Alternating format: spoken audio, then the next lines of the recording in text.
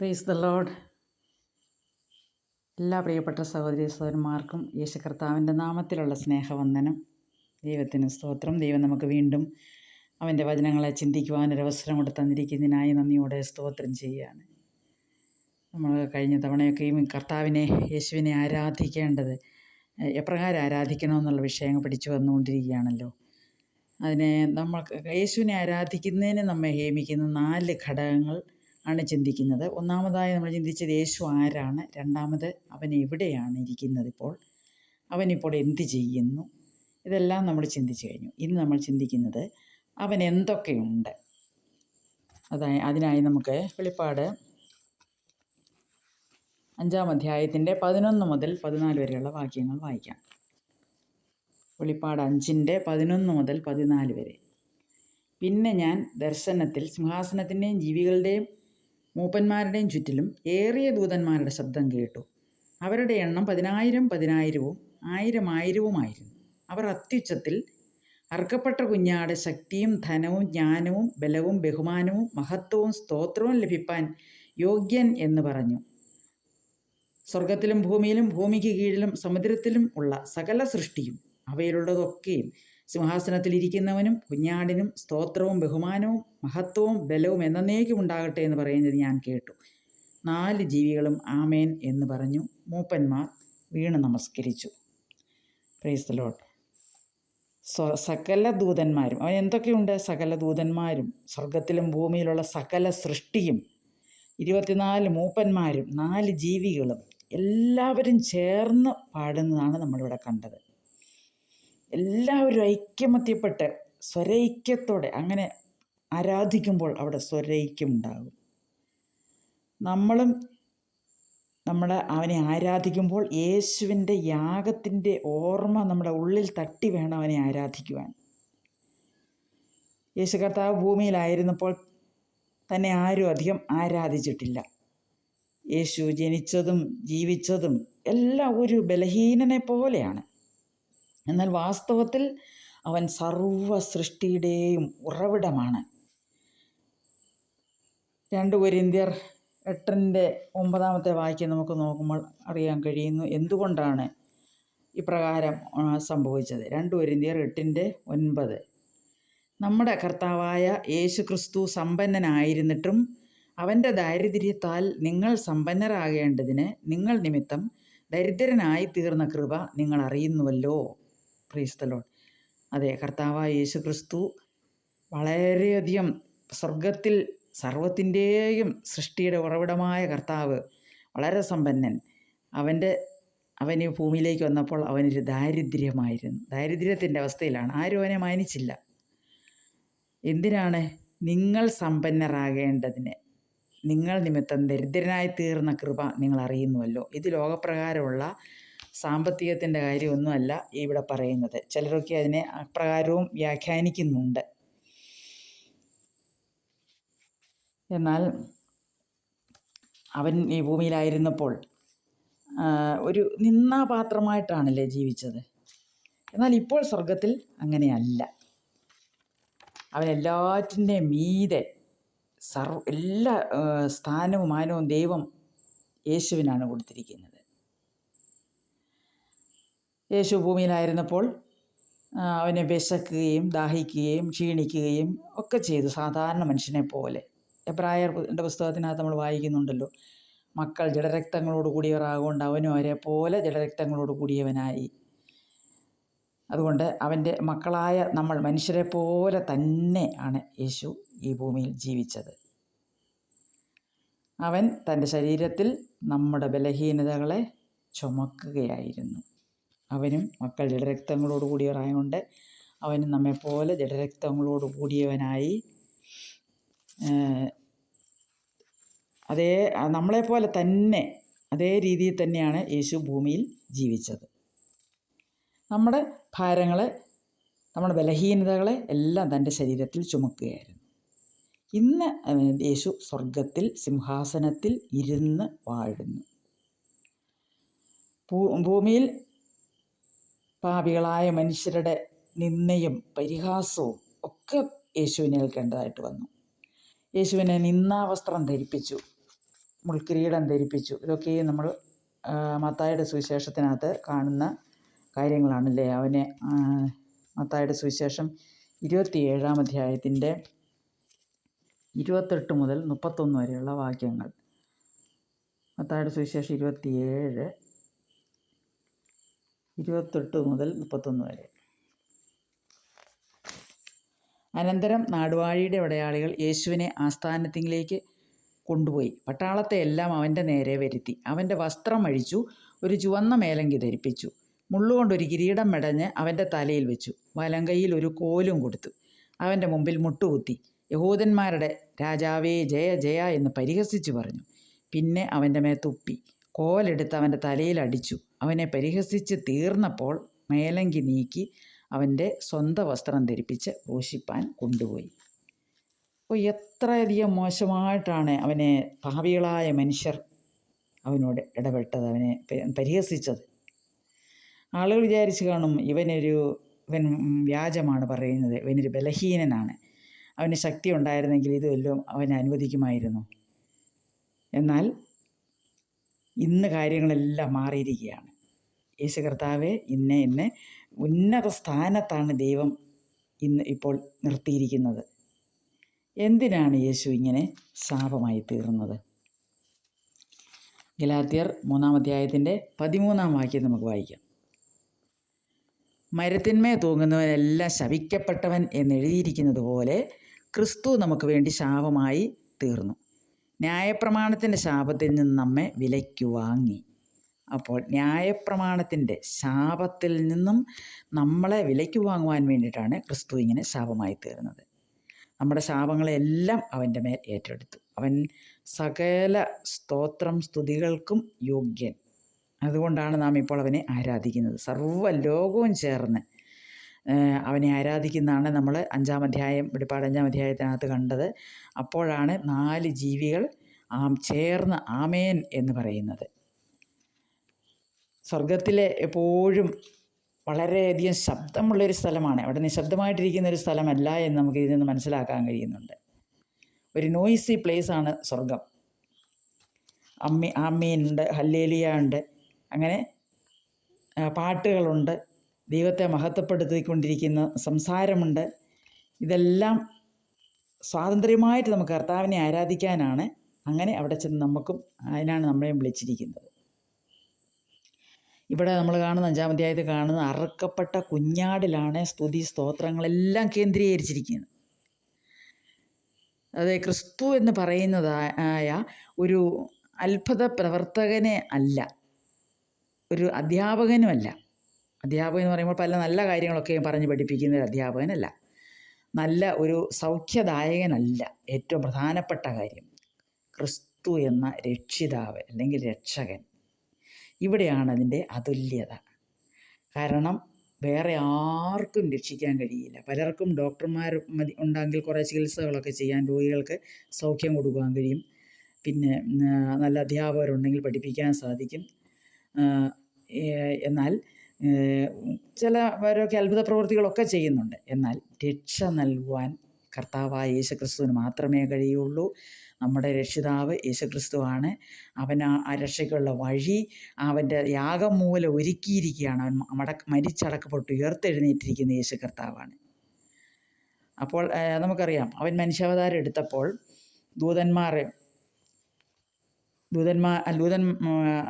അവൻ മനുഷ്യാവതാരം എടുത്തപ്പോൾ ദൂതന്മാർ വന്ന് ഇടയന്മാരോട് അറിയിച്ച സന്തോഷം ലൂക്കോസ് 2-ാം അധ്യായത്തിൻ്റെ 10-ാം വാക്യം. ദൂതൻ അവരോട് ഭയപ്പെടേണ്ട, സർവ്വജനത്തിനുണ്ടാകുവാനുള്ള ഒരു മഹാസന്തോഷം ഞാൻ നിങ്ങളോട് സുവിശേഷിക്കുന്നു. കർത്താവായ ക്രിസ്തു എന്ന രക്ഷിതാവ് ഇന്ന് ദാവീദിൻ്റെ പട്ടണത്തിൽ നിങ്ങൾക്കായി ജനിച്ചിരിക്കുന്നു. നിങ്ങൾ ഭയപ്പെടേണ്ട, സർവ്വജനത്തിനും ഉണ്ടാകുവാനുള്ള ഒരു മഹാസന്തോഷം. അതെന്താണ്? ക്രിസ്തു എന്ന രക്ഷിതാവ് ഇന്ന് ദാവീദിൻ്റെ പട്ടണത്തിൽ നിങ്ങൾക്കായി ജനിച്ചിരിക്കുന്നു. അപ്പോൾ കർത്താവായ ക്രിസ്തു എന്ന രക്ഷിതാവാണ്. ഈ രക്ഷിതാവിനെയാണ് സ്വർഗത്തിലെ ആരാധനയുടെ ഏറ്റവും പ്രധാനപ്പെട്ട കേന്ദ്രം തന്നെ. എന്നാൽ ഈ രക്ഷിക്കപ്പെടാത്ത ഒരു വ്യക്തിക്ക്, രക്ഷയിലേക്ക് വന്നിട്ടില്ലാത്ത ഒരാൾക്ക് സൃഷ്ടിതാവായ ദൈവത്തെ ആരാധിക്കാൻ കഴിഞ്ഞേക്കാം. എന്നാൽ യേശു ക്രിസ്തുവിനെ തിരിച്ചറിഞ്ഞവർക്ക് മാത്രമേ, അല്ലെ അവനെ രക്ഷകനായിട്ട് സ്വീകരിച്ചവർക്ക് മാത്രമേ യേശുവിനെ ആരാധിക്കുവാൻ കഴിയുകയുള്ളൂ. പലരും നമ്മൾ ചോദിക്കുമ്പോൾ പറയാറുണ്ട്, ഞങ്ങളും ദൈവത്തെ ആരാധിക്കുന്നവർ തന്നെയാണ്, ദൈവം ഒരാളേ ഉള്ളൂ, അത് ഞങ്ങൾ വിശ്വസിക്കുന്നു. എന്നാൽ ഇനിയും ബഹുദൂരം അവർ സഞ്ചരിക്കേണ്ടതായിട്ടുണ്ട്. അവർ ദൈവത്തെ തിരിച്ചറിഞ്ഞിട്ടുണ്ട്. ഒരു ദൈവം ഉണ്ടെന്ന്, ആ ദൈവമാണ് സകലത്തെയും സൃഷ്ടിച്ചതെന്ന് അവർ വിശ്വസിക്കുന്നുണ്ട്.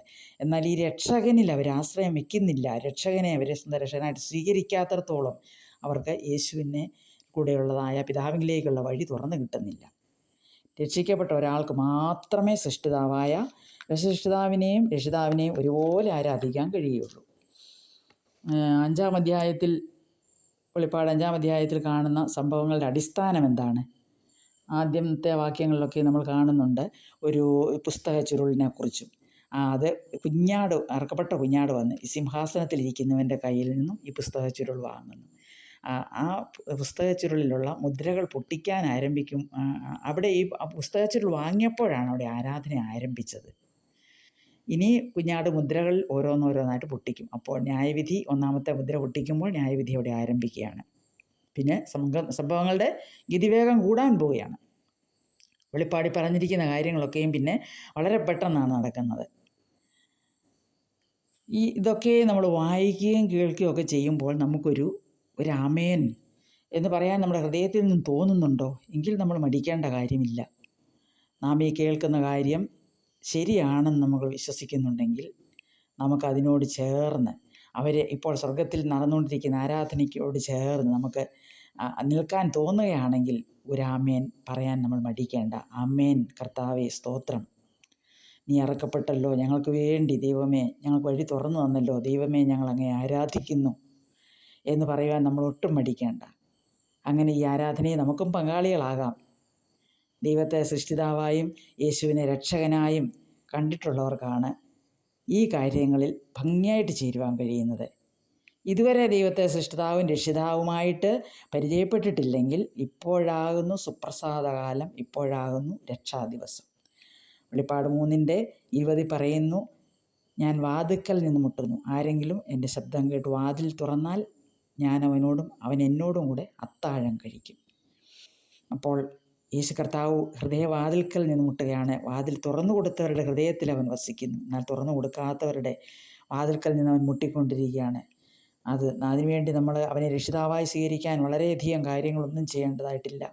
ഇത് നമ്മൾ പൂർണ്ണമായിട്ട് വിശ്വസിക്കുകയും കർത്താവെ എൻ്റെ ഹൃദയത്തിലേക്ക് കടന്നു വരണമേ നമ്മൾ ഹൃദയപൂർവ്വം പ്രാർത്ഥിക്കുകയും ചെയ്താൽ അവൻ നമ്മുടെ ഹൃദയത്തിലേക്ക് കടന്നു വന്ന് നമ്മുടെ കർത്തൃത്വം അവൻ ഏറ്റെടുക്കും. അതിന് നമ്മൾ അനുവദിച്ചു കൊടുക്കണം.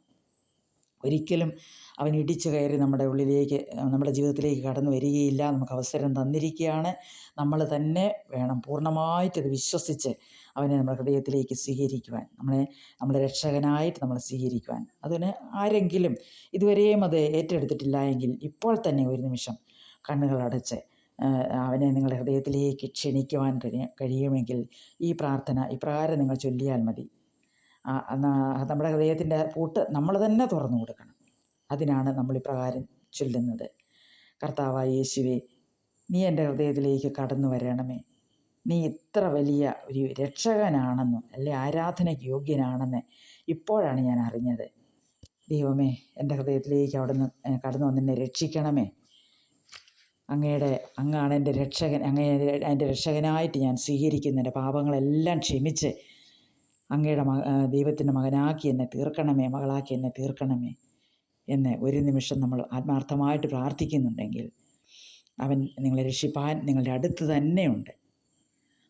അവനെ വിളിച്ച് അവനുമായിട്ടുള്ളൊരു കൂട്ടായ്മ, നല്ലൊരു കൂട്ടായ്മയ്ക്കുള്ള അവസരം ഇതാണ്. ഏറ്റവും ശരിയായ ആരാധനയെക്കുറിച്ചാണല്ലോ നമ്മൾ ചിന്തിച്ചുകൊണ്ടിരുന്നത്. സ്വർഗത്തിലെ ആരാധനയാണ്. നമ്മൾ ഭൂമിയിൽ ചെയ്യുന്ന ആരാധന അപ്രകാരമല്ല എന്ന് നമുക്ക് തോന്നുന്നുണ്ടെങ്കിൽ നമുക്കൊരു ആരാധന ചിട്ടപ്പെടുത്തുവാൻ ഇവിടെ കഴിയും. അതിനായി ചില വാക്യങ്ങൾ മാത്രം ഞാൻ വായിക്കുവാനാണ് ആഗ്രഹിക്കുന്നത്. 4ഉം 5ഉം അധ്യായങ്ങളിൽ ഉള്ള ക്രിയാപദങ്ങൾ നോക്കിയാൽ മതി, നമുക്ക് അവനെ ആരാധിക്കുവാൻ കഴിയും. 4-ാം അധ്യായത്തിൻ്റെ 8-ാം വാക്യത്തിൽ 4 ജീവികളും ഓരോന്നിനും 6 ചിറകുള്ളതായി ചുറ്റിലും അകത്തും കണ്ണ് നിറഞ്ഞിരിക്കുന്നു.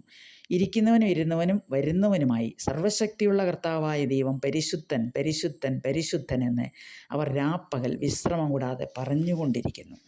ഇവിടെ കണ്ടോ, അവരെന്താണ് പറഞ്ഞുകൊണ്ടിരിക്കുന്നത്? അത് തന്നെ നമുക്കും പറഞ്ഞവനെ ആരാധിക്കാം. പറഞ്ഞുകൊണ്ടിരിക്കുകയാണ്. വീണ്ടും 4:11 പറഞ്ഞുകൊണ്ട്. നമ്മളെപ്പോഴും പാട്ടുകൾ തന്നെ പാടി ആരാധിക്കണമെന്നില്ല. ദൈവത്തിൻ്റെ മഹത്വത്തെ നമുക്ക് വർണ്ണിച്ചുകൊണ്ട് നമ്മുടെ ഹൃദയപൂർവ്വം അവൻ്റെ സ്വഭാവ സവിശേഷതകളെ ഓരോന്നോരോന്നായിട്ട് എടുത്തു പറഞ്ഞുകൊണ്ട് നമുക്കവനെ ആരാധിക്കാം. 4:10 24 മൂപ്പന്മാരും സിംഹാസനത്തിലിരിക്കുന്നവൻ്റെ മുമ്പിൽ വീണ് എന്നേക്കും ജീവിച്ചിരിക്കുന്നവനെ നമസ്കരിച്ചു. അപ്പോൾ വീണ് നമസ്കരിച്ചു. അതായത് ഇത് നമ്മുടെ ശരീരം കൊണ്ട് അവൻ്റെ മുമ്പിൽ എപ്പോഴും വീണ് നമസ്കരിക്കണമെന്നല്ല, അങ്ങനെ ചെയ്യുന്നത് കൊണ്ട് ദോഷമില്ല. എന്നാൽ നമ്മുടെ ഹൃദയത്തിൽ നിന്നും വളരെ താഴ്മയുള്ളവരായിട്ട് വളരെ വിനയത്തോടെ അവൻ്റെ മുമ്പിൽ അവനെ ഹൃദയപൂർവ്വം ഒന്ന് നമസ്കരിക്കുക. 4:11 കിരീടങ്ങൾ സിംഹാസനത്തിൻ്റെ മുമ്പിൽ ഇട്ട്. അപ്പോൾ നമ്മുടെ കിരീടങ്ങളും നമുക്ക് അവൻ്റെ സിംഹാസനത്തിന് മുമ്പിലിട്ട് അവനെ ആരാധിക്കാം. നമ്മുടെ ഉന്നത സ്ഥാനമൊക്കെയാണ് നമ്മുടെ കിരീടങ്ങൾ. നമുക്ക് എന്തെങ്കിലുമൊക്കെയോ ഉണ്ടെന്നുള്ളൊരു തോന്നലോ, ഞാൻ എന്തോ വലിയവനാണ്, എനിക്ക് അങ്ങനെയുള്ള സ്ഥാനങ്ങളുണ്ട്, ഞാൻ ഏറ്റവും മഹാനാണ്, ഉന്നതനാണെന്നൊക്കെ ഒരു ചിന്താബോധമൊക്കെ ഉണ്ടെങ്കിൽ അതൊന്നുമില്ല. കർത്താവേ, നിൻ്റെ മുമ്പിൽ ഞാൻ ഒന്നുമല്ല, നീ എന്നെ രക്ഷിക്കണമേ, നിന്നിൽ കൂടി അല്ലാതെ എനിക്ക് എൻ്റെ പിതാവായ ദൈവത്തിൻ്റെ അടുക്കൽ എത്തിച്ചേരുവാൻ കഴിയില്ല. കർത്താവേ, ഞാൻ അങ്ങേ ആരാധിക്കുന്നു എന്ന് പറഞ്ഞ് നമ്മുടെ കിരീടങ്ങൾ, നമ്മുടെ മഹത്വങ്ങൾ മുഴുവനും നമുക്ക് ഉപേക്ഷിച്ചവനെ ആരാധിക്കാം. 5-ാം അധ്യായത്തിൻ്റെ 8-ാം വാക്യത്തിൽ കുഞ്ഞാടിൻ്റെ മുൻപാകെ വീണു. 5:10 പറയുന്നത് ഒരു പുതിയ പാട്ട് പാടി. 5-ാം അധ്യായത്തിൻ്റെ 12-ാം വാക്യത്തിൽ അത്യുച്ചത്തിൽ പറഞ്ഞു. ആരാധിക്കുമ്പോൾ നമുക്ക് കുറച്ച് ശബ്ദം കൂടിപ്പോയതുകൊണ്ട് അതൊരു കുഴപ്പവുമില്ല, നമുക്ക് ലജ്ജ കൂടാതെ അവനെ ആരാധിക്കാം. ചിലപ്പോൾ നമ്മുടെ ആദ്യകാലങ്ങളിലൊക്കെ നമ്മൾ രക്ഷയിലേക്ക് കടന്നു വരുമ്പോൾ നമുക്ക് വളരെ ലജ്ജയായിരിക്കും. നമുക്ക് ഉറക്കെ ഒരു ഹല്ലേലൂയ പറയാനോ ഒരു സ്തോത്രം പറയാനോ അല്ലെ കൈ കൊട്ടാനൊക്കെയും വളരെ ലജ്ജയാണ്, വളരെയധികം ലജ്ജയാണ്. ഞാൻ എൻ്റെ ജീവിതത്തിൽ അത് അനുഭവിച്ചിട്ടുള്ളതാണ് ഞാൻ പറയുന്നത്. കൈകളടിച്ച് പാട്ട് പാടുന്നവരുടെ കൂട്ടത്തിലിരുന്ന് കൈകളടിക്കുവാൻ എന്നെക്കൊണ്ട് സാധിക്കുമായിരുന്നില്ല എൻ്റെ ആദ്യ കാലങ്ങളിൽ, ഞാൻ രക്ഷയുടെ അനുഭവത്തിലേക്ക് കടന്നു വന്ന കാലങ്ങളിലൊക്കെയും. എന്നാൽ ഇന്ന് എനിക്ക് യാതൊരു ലജ്ജയുമില്ല. എൻ്റെ കർത്താവിനെ സ്തുതിപ്പാനും ആരാധിപ്പാനും കൈകൊട്ടുവാനോ ഒന്നും ഉള്ള ലജ്ജകളെല്ലാം ദൈവം മാറ്റി തന്നിരിക്കുന്നു. ഞാൻ ദൈവത്തിന് സ്തോത്രം ചെയ്യുകയാണ്. നമ്മുടെ ശബ്ദം അല്പം ഉയർന്നു പോയതുകൊണ്ടും ഒരു ദോഷവുമില്ല. അത് സ്വർഗത്തിൽ അപ്രകാരമാണ് ആരാധന നടക്കുന്നത്. മുൻപേ ഞാൻ പറഞ്ഞതുപോലെ സ്വർഗം ഒരു ശബ്ദമുള്ള സ്ഥലമാണ്, നോയ്സി പ്ലേസ് ആണ്. അവിടെ നിശബ്ദമായിട്ടല്ല. അവിടെ 24 മൂപ്പന്മാർ, 1000 10,000 ദൂതന്മാർ, ജീവികൾ, ഇവരെല്ലാം ഈ സർവശക്തനായ ദൈവത്തെയും അർക്കപ്പെട്ട ആയി തീർന്ന യേശു കർത്താവിനെയും ആരാധിക്കുകയാണ്. അവൻ അറക്കപ്പെട്ടു. നീ അറക്കപ്പെട്ടു, നിൻ്റെ രക്തം കൊണ്ട് സകല ഗോത്രത്തിലും ഭാഷയിലും വംശത്തിലും ജാതിയിലും നിന്നുള്ളവരെ ദൈവത്തിനായി വിലയ്ക്ക് വാങ്ങി അവരെ നമ്മുടെ ദൈവത്തിന് രാജ്യവും പുരോഹിതന്മാരും ആക്കി വെച്ചു. അവർ ഭൂമിയിൽ വാഴുന്നതിൽ പുതിയ പാട്ടവർ പാടുന്നു എന്നാണ് 9-ാം വാക്യത്തിലും 10-ാം വാക്യത്തിലൊക്കെയും നമ്മൾ വായിക്കുന്നത്. അത് തന്നെ നമുക്ക് പറഞ്ഞ് ആരാധിക്കാം. കർത്താവേ, നീ അറക്കപ്പെട്ടു നിൻ്റെ രക്തം കൊണ്ട് എന്നുള്ളതായ ആ 9-ാമത്തെ വാക്യമൊക്കെ നമുക്ക് പറഞ്ഞു തന്നെ നമുക്ക് ദൈവത്തെ ആരാധിക്കുമ്പോൾ നമുക്കവനെ ആരാധിക്കേണ്ടതാണ്. 7-ാം അധ്യായത്തിൻ്റെ 10-ാം വാക്യത്തിൽ ആർത്തുകൊണ്ടിരുന്നു. 7:11 കവിണ്ണു വീണു. 7:12 പറഞ്ഞു നമസ്കരിച്ചു. 11-ാം അധ്യായത്തിൻ്റെ 15 വാക്യവും 17-ാം വാക്യത്തിലും മഹാഘോഷം മുഴക്കിയിട്ട് കവിണ്ണു വീണു നമസ്കരിച്ചു. 15:3 പറയുന്നത് പാടിച്ചൊല്ലി. ഇതെല്ലാം വെളിപ്പാട് പുസ്തകത്തിലെ ആരാധനയുടെ ഭാഗങ്ങളാണ്. 16:7 പറഞ്ഞു. 19:1 മഹാഘോഷം. അപ്പോൾ ഇവയെല്ലാം നമുക്കും നമ്മുടെ ജീവിതത്തിൽ ദൈവത്തെ ആരാധിക്കുന്നതിന് നമുക്ക് മാതൃകയാക്കാവുന്നതാണ്. ഇതാണ് സ്വർഗത്തിലെ ആരാധന. ഇപ്രകാരം തന്നെ ഭൂമിയിലും നമുക്കവനെ ആരാധിക്കുവാൻ കഴിയുമല്ലോ. സ്വർഗത്തിൽ അവരെ ആരാധിക്കുന്നത് യോഹന്നാൻ കണ്ട വിധം ഇവിടെ നമുക്ക് എഴുതി തന്നിരിക്കുകയാണ്.